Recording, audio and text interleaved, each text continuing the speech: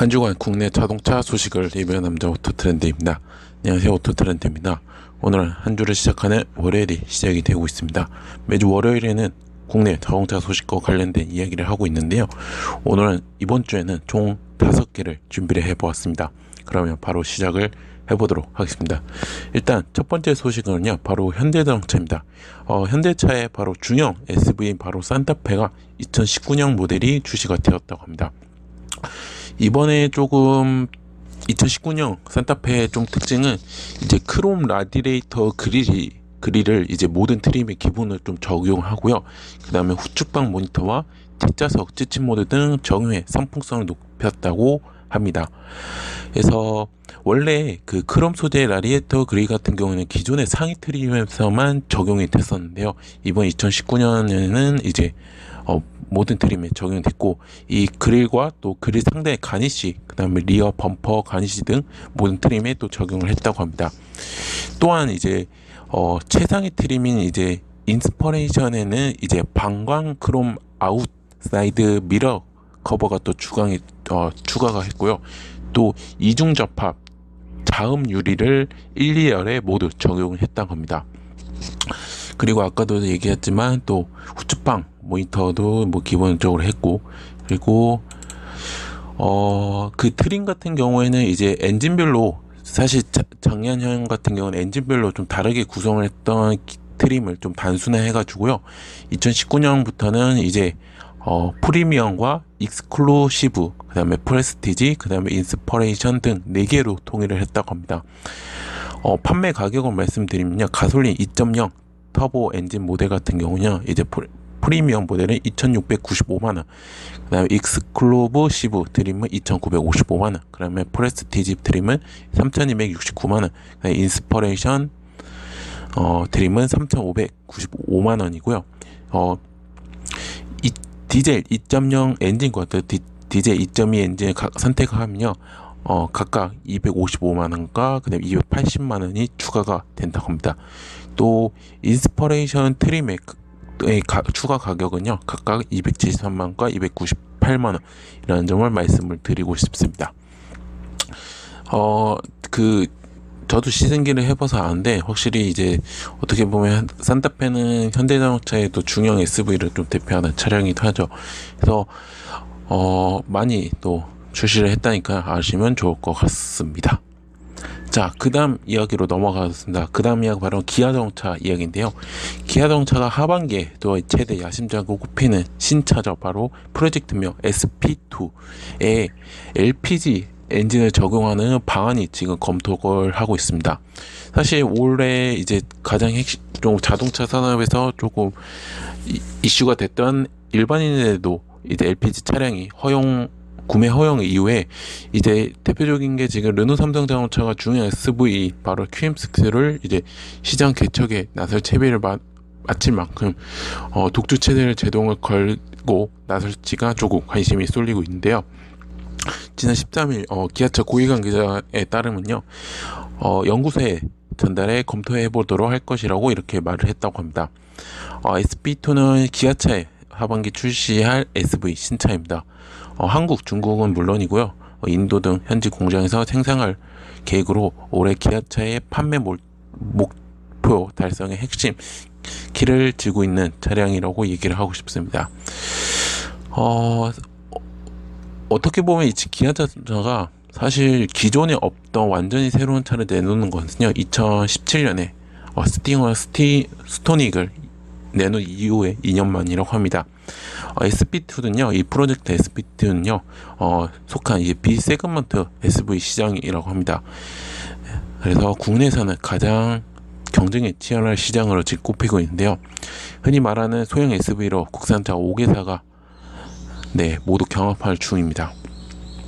애초에 지금 사실 기아차 SP2 개발 단계에서 휘발유, 경유, LPG 등 3개의 엔진을 적용한 방안이 검토됐던 것으로 지금 파악이 되고 있고요. 그러다 양산 시작이 임박하면서 LPG 적용 계획을 제외한 것으로 지금 전해졌습니다. 그러니까 지금 정리를 하면요, 처음에는 이제 개발을 했을 때 3가지 엔진을 적용하는 방안을 했다가 이제 양산 시장이 시작하면서 다시 이제 검토를 했는데 LPG로 빠진 거죠. LPG를 빠졌다가 근데 이제 지난 이제 3월부터 일본인도 LPG를 구매할 수 있는 정책 변화가 해가지고 지금 다시 재검토를 하는 거세요. 그래서 그렇기 때문에 왜냐하면 그렇게 지금 검토를 하는 이유는 지금 우리나라 업계에서 유일하게 LPG 지금 가장 공들이고 있는 회사가 르노 삼성이고 또한 그 정책에 대해서 정부에 대해서 수혜를 좀 많이 받는 상황입니다. 그래서 그렇고 그래서 지금 르노 삼성 같은 경우에는요 일단은 지난달 4월 이제 국내 시장에서 신차 가공가 모델 노후화 등으로 작년 같은 달보다 10.5% 줄어들었답니다. 전달과 좀 비교를 해도 5.6%가 감소를 했는데요. 사실 전반적인 판매 좀 부진에도 LPG가 좀 빛났다고 합니다. 이제 지금 르노 삼성에서 LPG 엔진을 적용하고 있는 SM7 판매제는요, 작년 같은 달보다 이제 51.4% 이고요. 그리고 전년, 그러니까 3월 달을 기준으로 했을 때 92%가 또 증가를 했다고 합니다. 그리고 SM6 같은 경우에도 작년 같은 달보다 24.3%가 감소를 했지만 전월과 비교하면 4.8%가 또 줄어들었다 합니다. 이는 이제 LPG 차 전월보다 106% 증가 기록인데요. 사실 지난 4월 SM6 판매에서 LPG 차 비중이 63.6%입니다. 그러니까 전월과 비교했을 때 한 34%가 더 뛰었다고 합니다. 그래서 그렇게 하고 있고, 그래서 이제 르노 삼성은 최근에 QM6 LPG 차를 지금 출시를 앞두고 있으니까 어떻게 보면 국내 LPG 시장 같은 경우에는 거의 독특체제가 지금 르노 삼성이 지금 많이 지금 경쟁하고 있는데, 이제 기아차는 그걸 꼴보기 싫은 거죠, 결론적으로 얘기하면. 그러니까 LPG 차를 지금 이번 신차 하반기 때 또 내놓는 것으로 지금 얘기를 하고 있는데, 아직 뭐 확정된 건 아니고 지금 검토를 하고 있는 거니까 뭐 아무래도 신차 발표나 아니면 그 전에 뭐 얘기가 나왔겠죠. 자, 그렇게 알아주시면 좋을 것 같습니다. 자, 그 다음에 또 바로 이어가도록 하겠습니다. 그 다음 이야기는요, 또 기아차가 새로운 SV를 내놓는다 합니다. 지난 14일 외관 렌더링 이미지를 공개를 했었는데요. 기아차의 소형 SV는 스토닉과 니로가 있습니다. 근데 이번에 조금 새로운 소형 SV 렌더링 모습은요, 약간 스포티지를 닮은 느낌이었습니다. 이제 보닛은 조금 평평하게 유지시켰고요. 그 아래 헤드램프 라인을 길게 뽑아 날카로운 이미지를 주었습니다. 또 뒷모습을 단정하면서 양쪽에 위치시킨 리어램프가 스포티지를 좀 닮아 있는데요. 요거 같은 경우에는 이제 SP2랑 같은 겁니다. 네, 같은 거고, 그래서 처음에 이게 제가 순서대로 나온 거고요. 예, 순서대로 나온 거고, 그래서 이제 렌더링 이미지가 공개됐었고, 그래서 뭐 얘기했던 거 그대로 얘기를 하면 하고, 뭐 조금 더 자세하게 렌더링 이미지에서 조금 자세하게 얘기를 하자면, 이제 시그니처 라이팅을 조금 강조를 했었고, 그 다음에 헤드램프와 연결되는 전면 라디에이터 그릴 상단에 이제 LED 라이팅과 헤드램프와 유사한 그래픽의 LED 리어램프 정유의 하이클래스 SV 디자인의 완성도를 높였다고 합니다.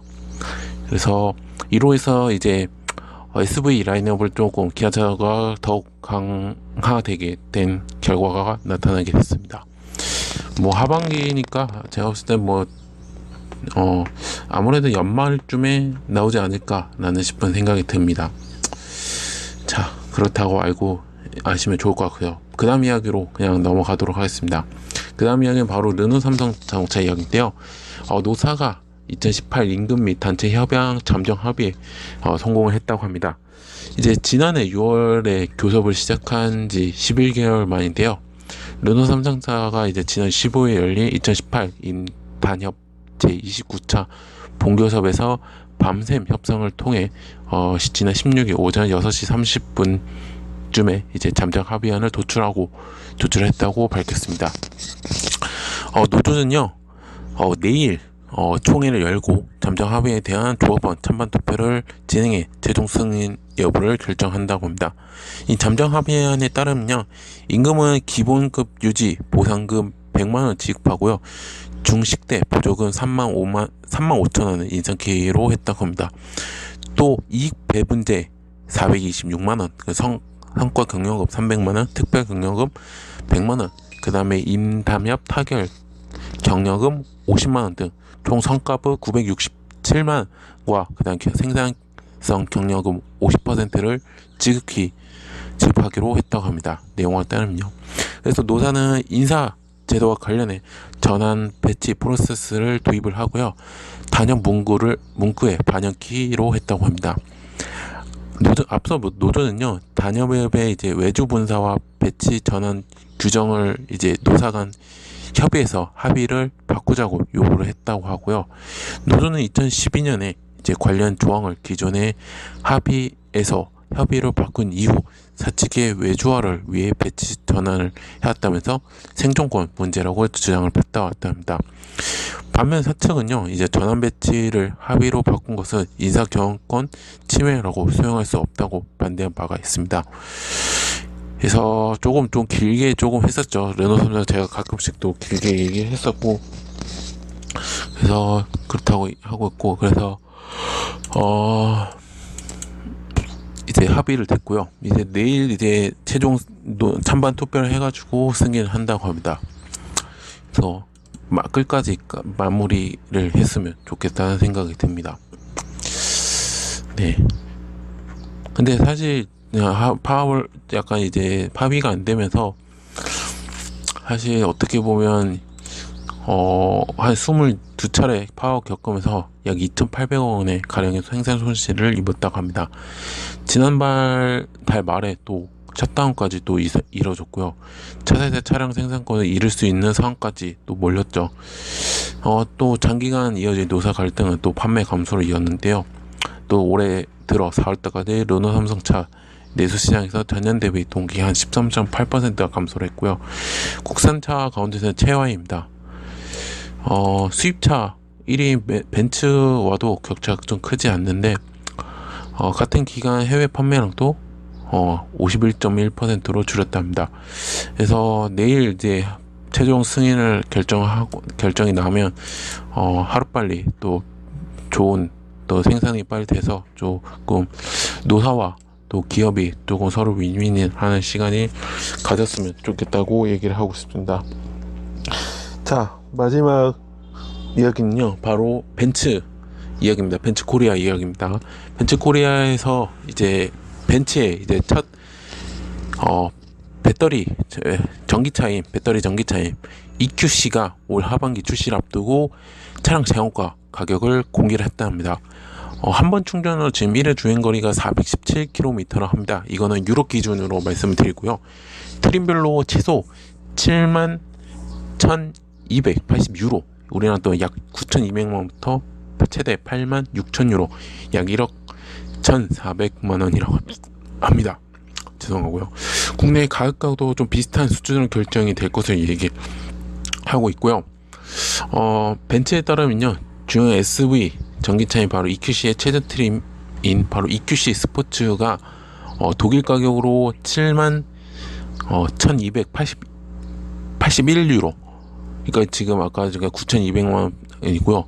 그 다음에 영국에서는 65,640파운드, 1억 60만원으로 확정이 됐다고 합니다. 여기에서 이제 경쟁사인 바로 아우디 이트론과 제규 아이페이스, 테슬라 모델 X와 비교를 하면 조금 저렴한 편인데요.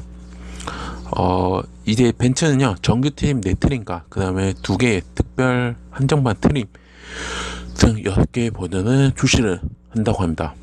7월달부터는요, 독일과 영국 내, 유럽 내 차량 인도를 먼저 시작해가지고 이제 한국을 포함한 다른 지역에서도 3분기부터 판매를 한다고 합니다.